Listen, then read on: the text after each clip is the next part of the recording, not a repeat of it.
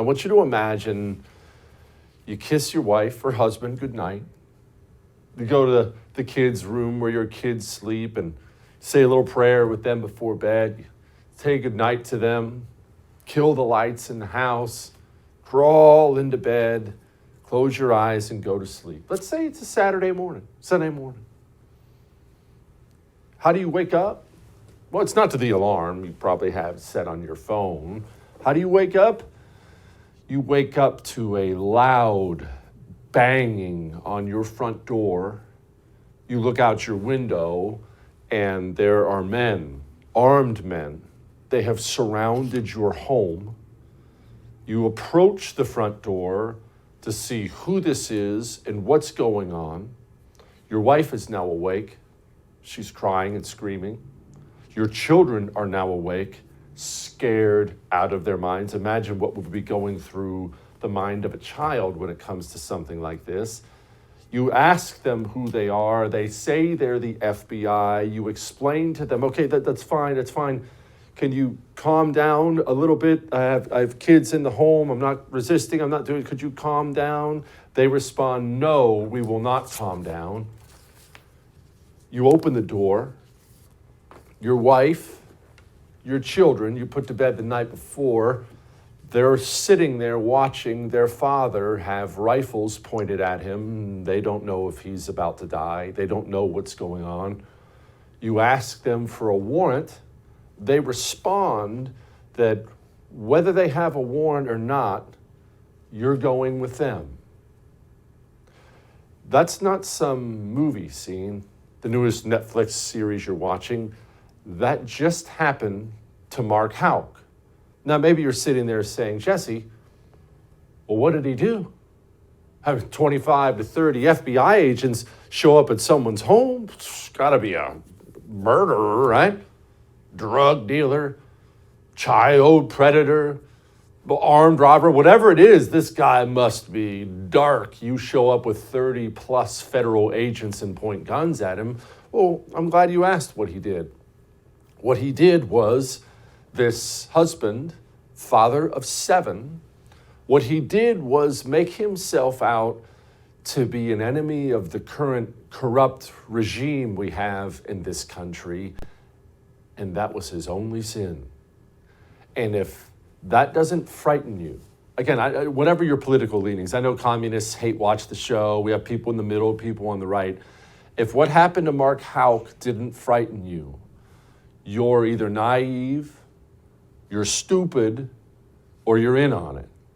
Every single person who resides within the United States of America should be reading this story, and they should wake up today extremely afraid of what's happening in their country. Because here's what actually happened with Mark Houck. You see, Mark Houck is a pro-life activist. Pro-life activist.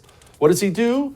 No, he doesn't firebomb abortion clinics or any of the crazy stuff the pro-abortion people do to the pro-life clinics. No. What does he do? He does sidewalk counseling. Here's what sidewalk counseling is, because he's a devout Catholic. Sidewalk counseling is you stand in front of one of these pro-abortion baby murder mills, like a Planned Parenthood clinic, and you don't yell at anybody, you don't do anything. You explain to the women coming in that they have options. They have options. Because lots of these women are young, dumb, afraid. They don't know what's going on. They think it's their only option. So you, as a pro-life counselor, you stand on the sidewalk and explain, hey, we can get you free ultrasounds. Hey, we can make sure there's adoption options. Hey, you explain as a counselor what their options are. And these counselors have been very effective. They've saved countless lives in the country. Mark Houck is not a criminal. Mark Houck is a hero who saved more lives than I ever will in my lifetime, than you ever will. He's a hero. And so one of these times when he was counseling out in front of a pro-life or a Planned Parenthood pro-abortion baby murder center, his 12-year-old son was there with him, watching his father save lives. And one of these pro-abortion demons approached his son, got right up to him, called his son the F word, the word he used to use for a cigarette, the F word. Mark, defending his child, pushed the guy away from his son. The guy fell down. What happened after that? Guy tried to sue Mark got tossed. No charges pressed whatsoever because it was a clear case of a father defending his son. Maybe you're waiting for me to finish the story of what else he did. That's it. That's all he did. He defended his son, no local charges pressed. But on the heels of that, the U.S. Attorney and the Federal Bureau of Investigation, they decided this was a good opportunity to smash any dissent. This was a good opportunity, rest assured, that's what this was. This was a message. This was a good opportunity to send a message to you. This was a good opportunity to send a message to normal Americans. Hey, we got a lot of guns and we'll use them. This is what this was. You are now living in a nation that is so rotted, so corrupt, that we have become the country we used to make fun of. The country I've made fun of my whole life. You know those stupid jokes we used to make as kids? What is this, Russia? We are Russia.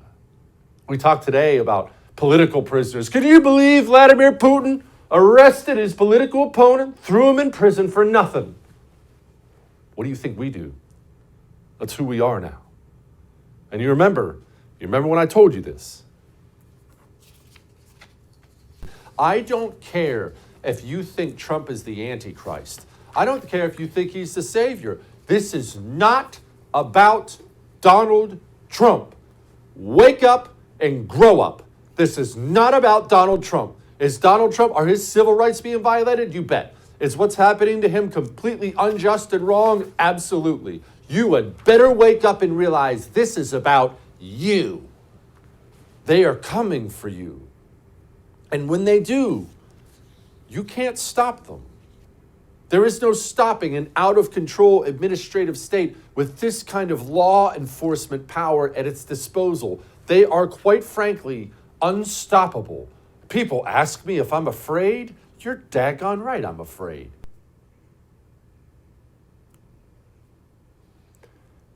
Donald Trump was the appetizer. We are the main course.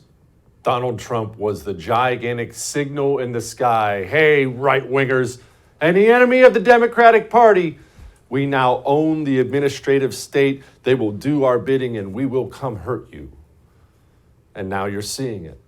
This is going to start happening more and more. Understand that there's not some pendulum swing happening here. Oh, they've taken it too far. I hear people comfort themselves with this all the time. They've taken it too far. It's going to swing back the other way. That's not how corrupt late-stage republics operate. It's not a pendulum system where it's going too far this way and it's going to go right back that way. Anyway, that's not how it goes. It gets worse and worse and worse and worse from here. And rest assured, what's happening at the FBI, it might not be your number one issue. It probably isn't. It's not in the minds of most Americans. They're worried about grocery bills and things. And I'm not dismissing any of that. All that stuff is real. But there is nothing more dangerous that is happening in the United States of America than what is happening at your FBI, your DOJ. What is happening at the FBI will end the United States of America. If that organization is not completely disbanded or there was not some sort of national revolt from within, it will result in the end of the country. Do you have any idea what it looks like if half the country, 60% of the country, thinks the federal law enforcement arm is the enemy and the federal law enforcement arm thinks the same thing about them? You have any idea how that goes? FBI knocks on your door today. Hey, Mr. Jones, we're not here for you, sir. There's been a bank robbery. We think you might have saw who did it. What are you going to say? I know what you're going to say. Didn't see anything. Call my lawyer. What are you going to do when you get put on a jury and it's an FBI case? Didn't you see? We have evidence this guy's money laundering. What's going to go through your head? I'll tell you what goes through my head. Oh, you're probably lying. He's probably a right-winger. That's probably a lie. Do you see where this goes from here?